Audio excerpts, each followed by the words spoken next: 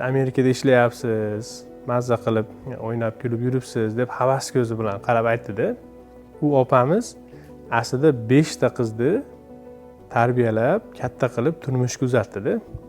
Va hozirda qizlari turmushlari juda chiroyli davom etyapti-da. Aslida havas qiladigan ish shu opani ishi aslida.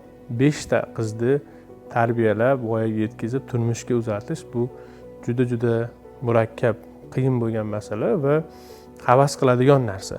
Ya'ni hayotini mazmuni va hayotidagi eng katta sinovlardan o'tib bo'ldi-da. Bizning farzandlarimiz hali yosh, hali bizning sinovlarimiz oldinda. Hamma havas qilayotgandek yashashlikni agar farzandlaringiz Xudo ko'rsatmasin bittasi ham agar noqobil chiqib qolsa, bu narsalar hech qaysi tatimaydi o'zi aslida.